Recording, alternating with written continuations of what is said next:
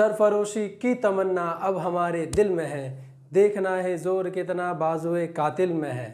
तो मैं रविंद्र करोड़िया स्वागत करता हूं आपका आर्ट्स एकेडमी यूट्यूब चैनल पर। तो आज का हमारा जो टॉपिक है वो इसी से जुड़ा हुआ है। क्या है? The age of revolution 1830 to 1848।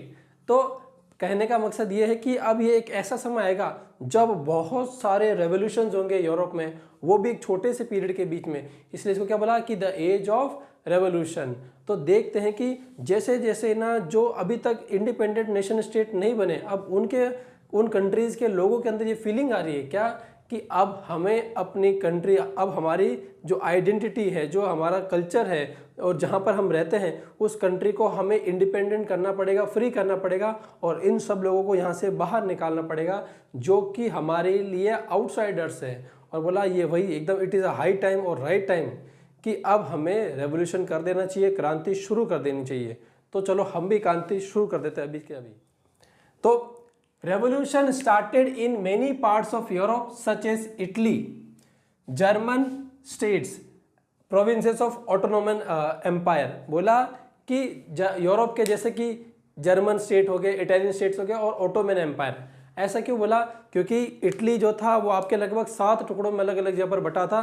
सिर्फ और सिर्फ एक ही टुकड़ा ऐसा था जहां पर इटालियन रॉयल फैमिली का जो प्रिंस है वो शासन करता है, बाकी की सारी जगह पर बाहर के लोग शासन करते हैं, राज करते हैं। ऐसे में क्या कि वहां पर भी वो फीलिंग जागी, क्या आउटसाइडर्स हमारे यहाँ पर रूल कर रहे हैं। इसी प्रकार से क्या कि जो जर्मन स्टेट्स जो थे वो सिंगल आइडेंटिटी तो थे उनकी, लेकिन वो अलग अलग टुकड़ों में बटे हुए थे। लगभग आपके 39 के आसपास अलग अलग छोटे मोटे किंगडम थे जिनमें वो बटे हुए थे और सब जगह पर कोई अलग अलग शासन रूल कर रहा था। खाली एक प्रशिया को छोड़ दे तो वहाँ का थोड़ा बहुत लोकलाइज था, बाकी सब जगह पर बाहर के जो लोग थे। ऐसे में क्या कि उनके अंदर वो आइडेंटिटी का अवेयरनेस आई कि हमें उसको यूनाइट करना पड़ेगा, तो वहाँ पर भी होगा।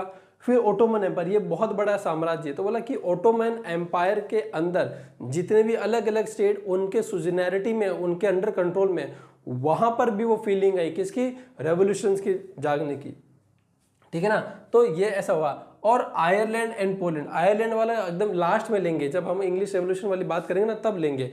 और पोलैंड वाला तो बहुत अपने आप में यूनिक केस है, इसका हम पूरा एक अलग लेंगे। क्या करेंगे?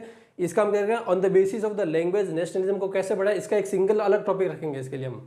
जहाँ देखेंगे कि आपको तो पता है कि 1815 की ट्रीटी ऑफ वियना में रशिया पोलैंड को लेकर के चला था, मतलब कि मुझे भी कुछ हिस्सा चाहिए, तो पोलैंड की जो कुछ पार्ट ऑफ टेरिटरी है या फिर एक बड़ा हिस्सा जो होता है वो रशिया को दे दिया जाता है। तो किस प्रकार से वहाँ पर रशिया अपनी मनमर्जी करता है, अथॉरिटी लगा देता है, एकदम ऑटोक्रेटिक रूल चलाने लग जाता है। तो ऐसे में फिर क्या था, वहाँ पर नेशनलिज्म का सोर्स पता है क्या बनता है? लैंग्वेज। सोचो, एक भाषा नेशनलिज्म को इंस्पायर करेगी, तो बहुत डिटेल में पढ़ना है हमें। तो आज क्या कर रहे हैं कि हम एक तरह से हमारे लिए एक इंट्रोडक्शन है, हम इसको अलग अलग टुकड़ों में लेते हुए चलेंगे। अब देखो, these revolutions were led by whom? Educated middle class. ये एक नई चीज है जो अब पहली बार हो रही है, इससे पहले नहीं होता था। क्यों? ये लोग क्या होता है, they were aware of the anything happening in the Europe. बोला कि इनको पहले किसी भी बात से कोई मतलब नहीं था, जो हो रहा है होने दो, जो चल रहा है चलने दो। क्यों? अपनी तो दाल रोटी आ रही है, अपना तो काम चल रहा है, अपना तो हम तो सुबह जाते हैं, शाम को काम से वापस आ जाते हैं, हमारी पैसे का इनकम चल रही है, हमारा घर परिवार बढ़िया चल रहा है, हमें कोई लेना देना नहीं है कहाँ पर क्या हो रहा है। लेकिन अब इन्हें लगा कि it is a high time and the right time कि अब हमें भी सोचना पड़ेगा, हमें भी अपने देश के लिए कुछ करना पड़ेगा। तो बोला कि इस एजुकेटेड मिडिल क्लास में आते कौन है? वो आते हैं एलिट, मतलब अमीर अच्छे परिवार के। जैसे इन एजुकेटेड मिडिल क्लास एलिट में कौन आता है? प्रोफेसर्स।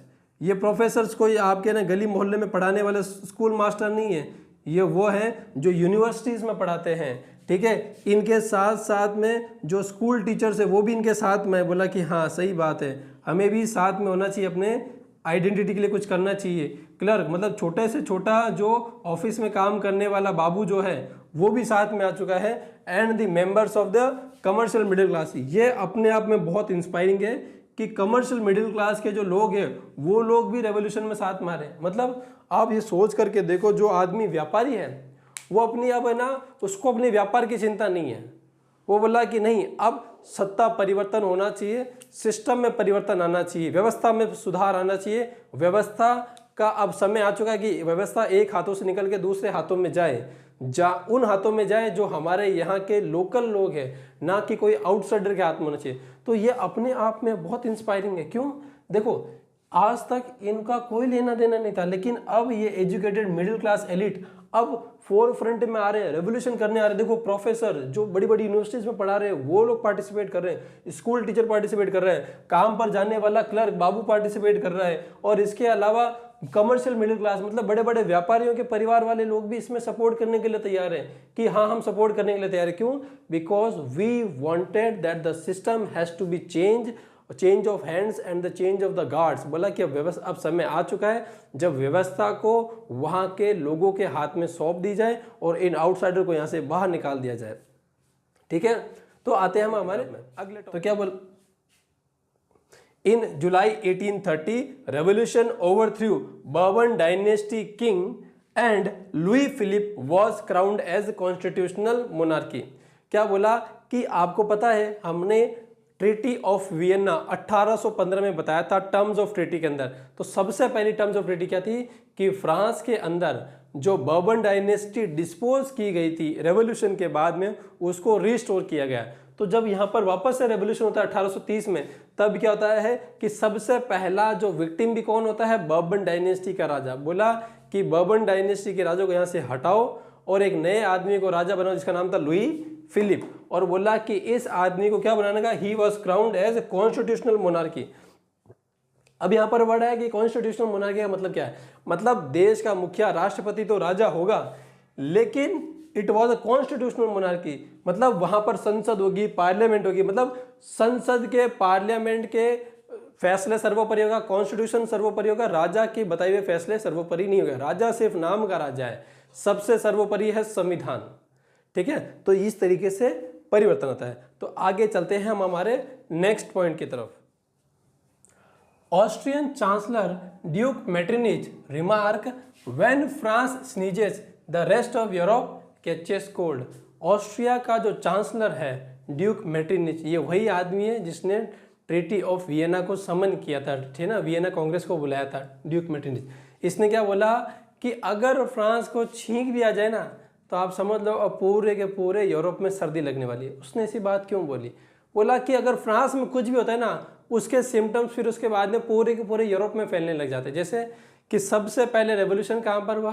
फ्रांस में हुआ, फिर उसके बाद में चारों तरफ में फैलने लग गया। इसी प्रकार से क्या हुआ कि 1830 में भी क्या हुआ कि सबसे पहले क्या हुआ कि वापस से क्रांति का उदय स्टार्ट होता है, वापस से स्टार्ट होती है। तो सबसे पहली जो इवेंट होती है वो कहाँ पर थी? वो भी फ्रांस में होती है, जब बर्बन डायनेस्टी के राजा को हटा करके लुई फिलिप को वहाँ का कॉन्स्टिट्यूशनल मोनार्की बनाया जाता है। तो मतलब वापस से शुरू कर दिया। इसीलिए इसने क्या बोला कि ड्यूक मेटरनिच ने क्या कि व्हेन फ्रांस इस नीचे, अगर बोला कि इसको छींके भी आ गई, इसको सिम्टम है, तो बाकी सारे के सारे लोगों को हो जाएगी सर्दी। तो कहने का मकसद यही है कि फ्रांस में जो होगा वो उसके बाद में सब जगह फॉलो अप लिया जाएगा, वहां पर उसकी कॉपी की जाएगी। अब आते हैं हमारे अगले पॉइंट की तरफ। जुलाई रेवोल्यूशन, ये हमारे लिए एक अच्छा इवेंट है। कभी भी एमसीक्यू में 1 नंबर के सवाल में आ सकता है, सबसे बड़ी पॉसिबिलिटी बनती है इसकी। कारण बताते हैं अभी।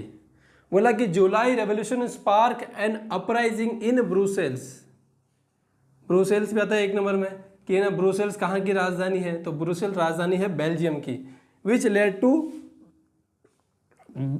Belgium breaking away from home, from United Kingdom of Netherland.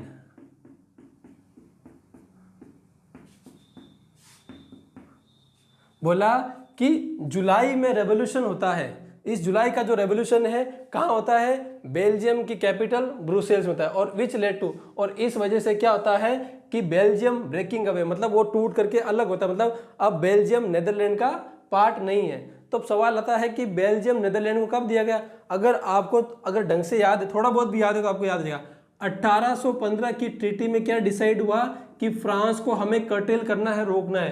तो फ्रांस को रोकने के लिए ना यहाँ पर नॉर्थ में क्या हुआ कि एक छोटा सा किंगडम बनाया गया। नाम क्या रखा? United Kingdom of Netherland. और उसको क्या बोला कि यहाँ पर पास में बेल्जियम है, हम आपको बेल्जियम दे देते हैं, आप एक काम करो बेल्जियम अपने पास में रखो और फ्रांस को नॉर्थवर्ड में अपना एक्सपांशन करने से रोकना है। तो अब याद है ना कि बेल्जियम यूनाइटेड किंगडम के पास, किंगडम ऑफ नेदरलैंड के पास में कब गया था? 1815 की ट्रीटी में गया था। अब इस 1830 वाले साल में जब जुलाई में जब रेवोल्यूशन होगा तब ये वापस से इससे अलग हो जाएगा, क्योंकि अब यहाँ पर हो चुकी है क्रांति बेल्जियम की राजधानी ब्रुसेल्स में। अब वो अपने आप को अलग करे क्या कि नहीं, हम भी एक इंडिपेंडेंट कंट्री एग्जिस्ट करते थे, लेकिन क्या हुआ आज से कुछ सालों पहले क्या हुआ कि जब बड़ी बड़ी शक्तियां जब जीत करके विजय हो गई तो उन्होंने क्या किया, हमें गुलाम बना लिया वापस। तो बोला कि नहीं, हम भी एक इंडिपेंडेंट नेशन स्टेट बन सकते हैं, तब वहां पर भी क्रांति हो जाएगी। अब आते हैं अगले topic, Greek war of independence. हाँ, ये बहुत ही बड़ा इवेंट है यूरोप की हिस्ट्री में, ग्रीक वॉर ऑफ इंडिपेंडेंस। ऐसा क्या खास है? ये ग्रीक वॉर ऑफ इंडिपेंडेंस आपके 1821 में ऑलरेडी स्टार्ट हो चुका था और इसमें सब लोग पार्टिसिपेट करने का मकसद क्या है? बोला कि जो यूरोप जो है उस पूरे के पूरे यूरोप की जो ह्यूमन सिविलाइजेशन एग्जिस्टेंस में आई और छोटे से बड़ी हुई और नर्चर हुआ, पालन पोषण हुआ और यहाँ से पनप करके बड़ी और पूरी दुनिया भर में फैली। तो बोला ये उसका ओरिजिन पॉइंट है, जहाँ से ये स्टार्ट होती है, जहाँ से ये बिगिनिंग होती है। तो बोला उनके यूरोपियंस के लिए ये क्या हो गया, ये एक तरीके से उनके एग्जिस्टेंस के लिए उनकी ओरिजिन पर सवाल उठ गया। और बोला इतना बड़ा मुद्दा बन क्यों गया? अगर ग्रीक वॉर ऑफ इंडिपेंडेंस क्या हुआ कि टर्की के जो ऑटोमन रूलर्स है वो यहाँ पर राज कर रहे हैं ग्रीस में, और टर्की के ऑटोमन रूलर जो है वो कौन है? वो मुसलमान है, वो मुस्लिम रूलर्स है और ये क्रिश्चियंस है। तो ऐसे में क्या क्या ये जो लड़ाई जो थी अब दो शासन, दो सत्ता पावर हाउस के बीच में नहीं रह गई, अब ये लड़ाई बन चुकी है दो रिलीजन के बीच की, मतलब इस्लाम वर्सेस क्रिश्चियनिटी। ये वॉर इस्लाम वर्सेस क्रिश्चियनिटी वाला हो गया था।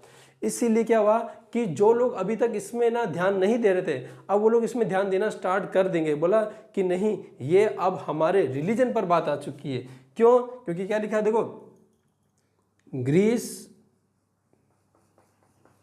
was known as cradle of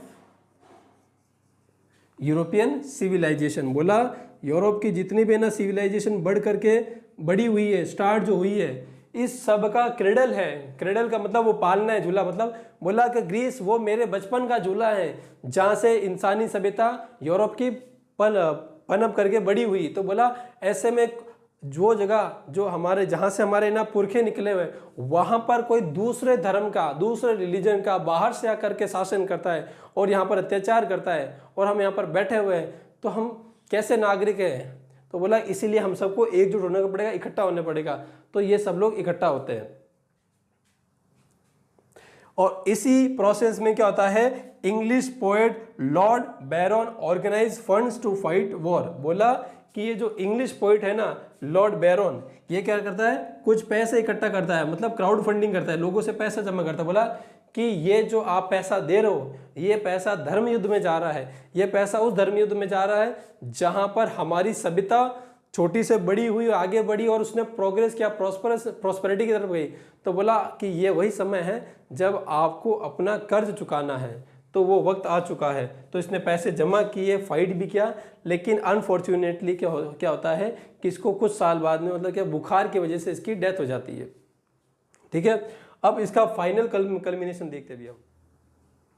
treaty of Constantinople, ये बहुत इंपॉर्टेंट है, कई बार ये सवाल भी पूछा जाता है कि ट्रीटी ऑफ कॉन्स्टेंटिनोपल कौन से साल में हुई। तो ट्रीटी ऑफ कॉन्स्टेंटिनोपल हुई थी 1832 में, और 1832 की इस ट्रीटी के अकॉर्डिंग अब से ग्रीस एक स्वतंत्र देश है, स्वतंत्र राष्ट्र है, अब इस पर कोई कब्जा नहीं है, ऑटोमन टर्क्स यहाँ से जा चुके हैं। ये तो सिर्फ और सिर्फ शुरुआत है, ये सिर्फ शुरुआत है, अभी बहुत बड़े इवेंट आना बाकी है। जैसे ये क्या है कि नींव की पत्थर की, ये जितने भी घटनाक्रम अभी हुआ है ना, ये सारा का सारा घटनाक्रम आपके नींव की पत्थर की तरह काम करेगा। कैसे? आगे मिलेगा हमें कौन सा, पोलैंड में जो रेवोल्यूशन होगा, इसके आगे वाले टॉपिक में हम करेंगे अभी। पोलैंड में रेवोल्यूशन होगा लैंग्वेज के बेस पर, वो फिर आपके ना जर्मन यूनिफिकेशन होगा, इटालियन यूनिफिकेशन होगा, और भी इवेंट को, मतलब ये एक इंस्पिरेशन का समय आने वाले समय के लिए, इसलिए इसको बोला एज ऑफ रेवोल्यूशन, क्योंकि ये अभी तो हुआ, आगे आने वाले समय को और इंस्पायर करेगा कि आप करो रेवोल्यूशन। ठीक है, तो कैसा लगा आपको हमारा आज की क्लास, हमारा वीडियो? अगर आपको क्लास अच्छी लगती है, वीडियो अच्छा लगता है तो लाइक कीजिए। आपकी कोई भी क्वेरी है, किसी भी प्रकार का सवाल है तो कमेंट सेक्शन में ज़रूर लिखिए और हमें बताइए, ताकि हम आपके उस क्वेरी को रिजॉल्व कर सके जितना हो सके अर्लीस्ट पॉसिबल। और जितने भी नए हैं जो आज ही हमारे क्लास से जुड़े हैं, आज ही हमारे वीडियो से जुड़े हैं, तो हम बताना चाहते हैं कि आप हमारे YouTube चैनल की प्लेलिस्ट पर जाइए। हमने सारी की सारी, चाहे वो क्लास 10th की हो, क्लास 12th की हो, सभी की अलग अलग प्लेलिस्ट बना रखी है। आपको उस प्लेलिस्ट पर क्लिक करना है। आपकी सारी की सारी क्लासेस 1 by 1 उसी ऑर्डर में अरेंज करके रखी हुई है जिस ऑर्डर में आपकी क्लासेस स्टार्ट हुई है, ताकि अगर आपका कोई भी लॉस हो चुका है क्लास का, इससे पहली वाली का, आप आराम से जा करके देख लो। और हाँ, रही बात नोट्स की, तो नोट्स की मैं आने वाले कुछ क्लासों के बाद में क्या करूँगा कि ना आपकी एक PDF फाइल पिन कर दूंगा, या फिर एक काम करेंगे कि टेलीग्राम का एक लिंक जनरेट कर देंगे, जहाँ पर आप जैसे क्लिक करोगे टेलीग्राम के चैनल पर आप रीडायरेक्ट हो जाओगे। और रीडायरेक्ट होने पर क्या होगा कि आप वहाँ से अपनी PDF फाइल को डाउनलोड कर लोगे, जो भी आपके नोट्स हैं। तो मिलते हैं आपसे अगली क्लास में, तब तक के लिए जय हिंद, जय भारत।